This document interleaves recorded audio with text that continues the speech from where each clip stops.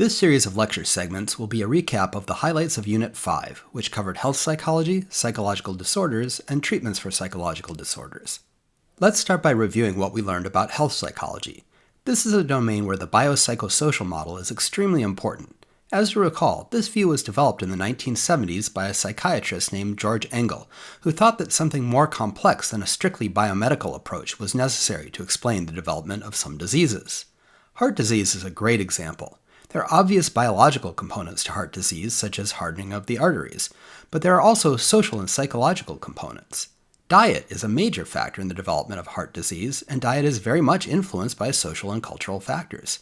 If you live in Davis, there are lots of healthy food options, such as the fruits and vegetables available at the Davis Farmers Market, and lots of restaurants that serve healthy options like vegetable stir-fry and sushi.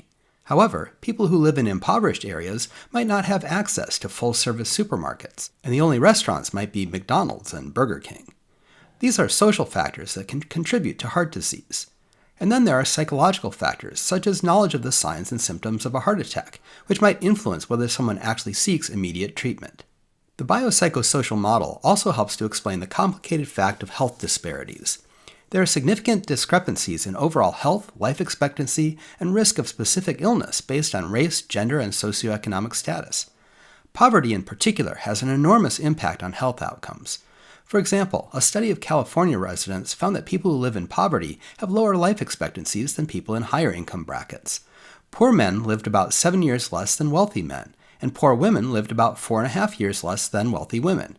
Life expectancies were longest for European Americans and shortest for African Americans, but this was especially true in low-income individuals, with poor African American men having the shortest life expectancies overall. Some of the effects of poverty on health can be explained by the concept of allostatic load.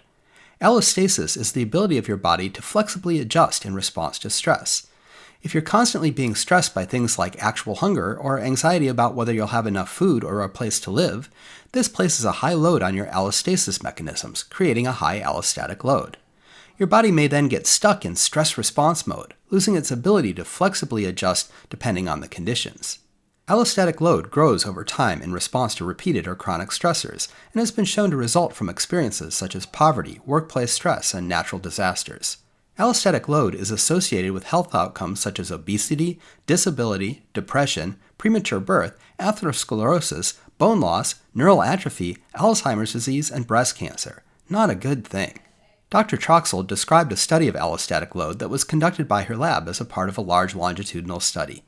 They looked at poverty during both childhood and adulthood to see how they were related to health outcomes. They found that poverty during childhood was associated with allostatic load during adulthood, even when they controlled for the level of poverty experienced during adulthood.